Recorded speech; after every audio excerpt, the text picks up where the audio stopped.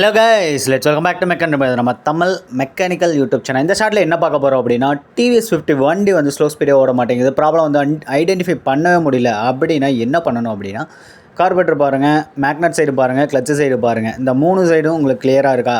அதுக்கப்புறம் இன்ஜினோட சிலிண்டர் வந்து பேக்கிங் டேமேஜ் இருந்தால் நமக்கு சிலிண்டர் சைடு லீக் ஆகிறதுக்கு சான்சஸ் இருக்குது. ஸோ இந்த வண்டியில் வந்து பார்த்திங்கன்னா சிலிண்டரை உருவிட்டேன்.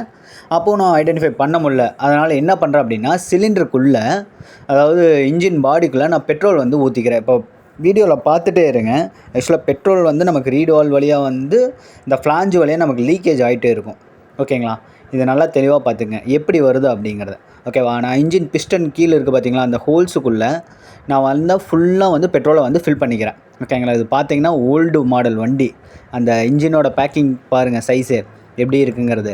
நார்மல் இப்போ இருக்க டிவிஎஸ் 50யோட இதுக்கும் அந்த காலத்து டிவிஎஸ் 50 வந்த டிவிஎஸ் 50க்கும் எவ்வளோ வேரியேஷன் பாருங்கள். பேக்கிங்கே வந்து ஓல்டு பேக்கிங்கு. இது அவ்வளோ சீக்கிரம் கிடைக்காது. அதனால் பார்த்து பிரிச்சுக்குங்க. ஓகேங்களா? மேலே வந்து அந்த பெட்ரோல் ஃபில் பண்ணிட்டேன். இப்போ பெட்ரோல் ஃபில் பண்ணிட்டேன். கீழே வந்து ஃப்ளாஞ்சுக்கு வந்து நம்ம கார்பரேட்டர் கழட்டி விட்டணும். ஃப்ளாஞ்சில் வந்து நமக்கு சொட்டு சொட்டாக கீழே வந்து அப்படியே லீக் ஆகிட்டுக்குது. ஸோ இந்த இடத்துல வந்து பார்த்திங்கன்னா நமக்கு இன்ஜின் பிளாக்கில் எல்லா பக்கம் செக் பண்ணணும். அதாவது மேக்னட் சைடுலேருந்து எதாவது லீக் வருதா அப்படிங்கிறத செக் பண்ணணும். ஏன்னா ஆயில் சீல் போயிருந்தால் நமக்கு ஆயில் சீல் வழியாக அந்த பெட்ரோல் ஈஸியாக வந்து நமக்கு வெளியே வரும். வெளியே வரும்போது நம்ம தெரிஞ்சுக்கலாம். ஸோ மேக்னட் ஆயில் சீல் போயிருக்கு. அப்படி இல்லையா, கிளச்சு சைடு பாருங்கள். கிளச்சு சைடில் ஆயில் சீல் போயிருந்தால் நமக்கு கிளச்சு சைடு நமக்கு பெட்ரோல் வந்து லீக் ஆகி நமக்கு வெளியே வரும். ஸோ இந்த 2 சைடுமே இந்த இன்ஜினில் வந்து நமக்கு வரல.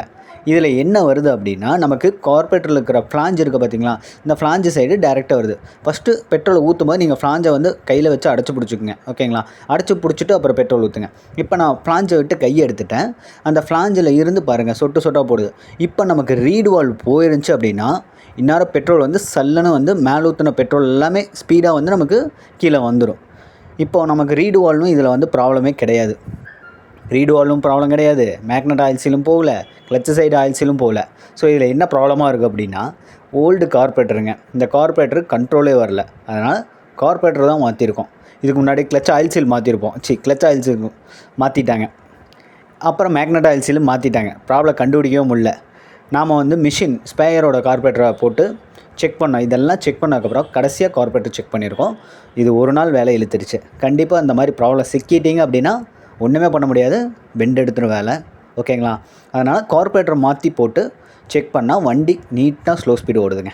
ஓகேங்களா? எப்படி செக் பண்ணோம் அப்படிங்கிறத உங்களுக்கு சொல்லிக் கொடுக்குறக்காக தான் இந்த வீடியோ வந்து நம்ம அதை ப்ரொவைட் பண்ணியிருக்கோம். ஸோ இப்படி தான் செக் பண்ணணும். லீக்கேஜ் வந்து இப்படி தான் செக் பண்ணணும். ஓகேங்களா? எந்த இடத்துல லீக் வருதோ அந்த இடத்துல ப்ராப்ளம் இருக்குது அப்படிங்கிறத நீங்கள் தெரிஞ்சுக்கணும். ஓகேங்களா? அவ்வளோதான். Thank you. Thanks for your support.